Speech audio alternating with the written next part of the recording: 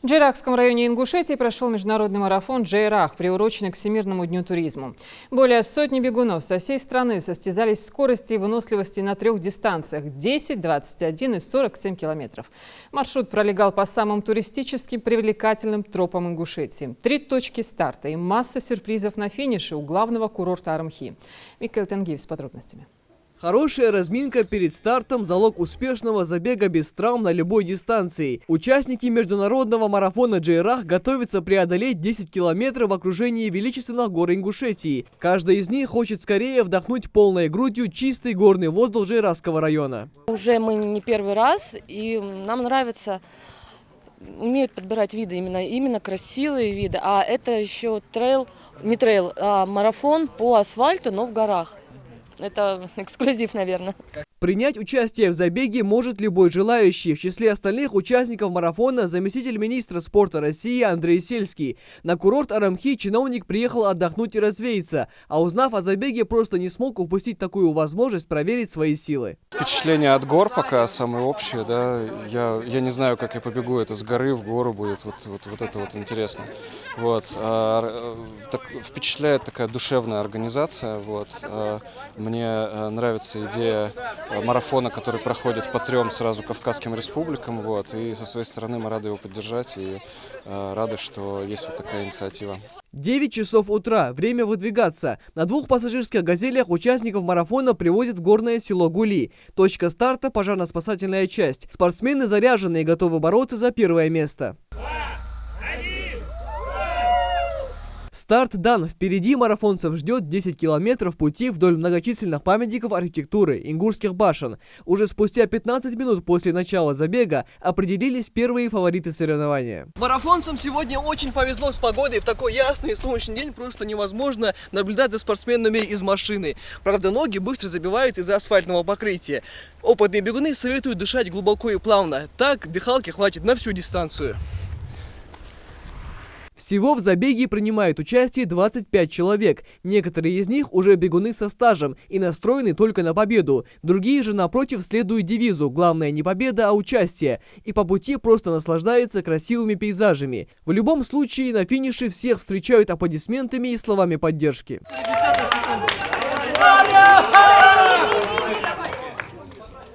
Первым на финише оказался Николай Луценко. Всю дистанцию он смог преодолеть за 42 минуты. Конечно, было нелегко, признается участник из Пятигорска, но оно того стоит. Золотая осень, прям попали в самый разгар.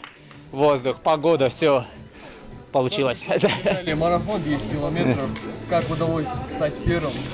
Ну, просто бежишь, радуйся. Ну, как и подготовки. Почетное 2-е место остается за Виталием Водопьяновым. До победы ему не хватило совсем чуть-чуть, но уверен, что эмоции и впечатления от пройденной дистанции еще надолго останутся в памяти. Главное было не перегореть, задать нужный темп, чтобы смог выдержать темп, который задал сам себе. Ну, получилось, а в конце думал, будет потяжелее, но силы не покинули, нормально, хорошо. Получилось задуманное. В международном марафоне принимают участие более 150 участников из 17 регионов страны. Все они разбиты на 3 группы, 2 из которых должны пробежать полумарафон 21 километр и марафон 47. Задача непростая, но в горах просто идеальные условия для подобного рода состязаний, считают организаторы. К сожалению, границы закрыты, возможно, у нас были бы гости из других стран, но они не могут прибежать. Какова стояла задача перед участием? Что нужно было сделать? Их задача пробежать, добежать до финиша, каждую свою дистанцию. Вот сейчас встречают наши участницы. Мы можем поаплодировать. Лена, давай, давай, давай!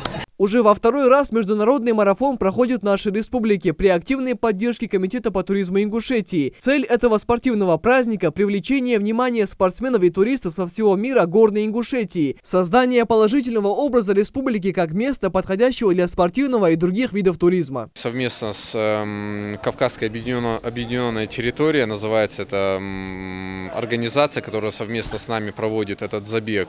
Они также проводят на территории Кабардино-Балкарии, Северной Осетии и Ингушетии.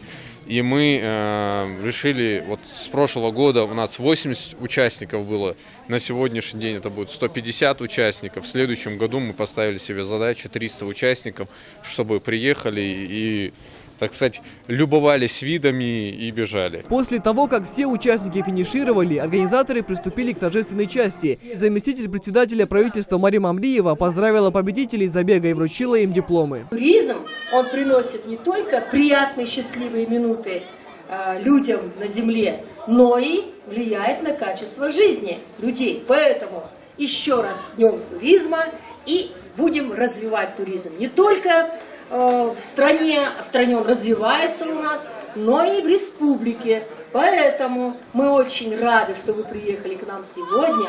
Вы, наверное, получили здесь приятные впечатления. А приехали сюда самые стойкие, самые креативные, самые смелые, самые выносливые, потому что принять участие в марафоне, да еще в горах, это отчаянные люди, мы вас любим. Мы вас приветствуем и желаем вам всего самого-самого лучшего по жизни. После обеда гости региона смогли изучить быт и традицию ингушского народа, наблюдая выставку мастеров декоративно-прикладного искусства, а завершилось все концертной программой. Михаил Тангиев, Магомед Белакиев, Новости 24.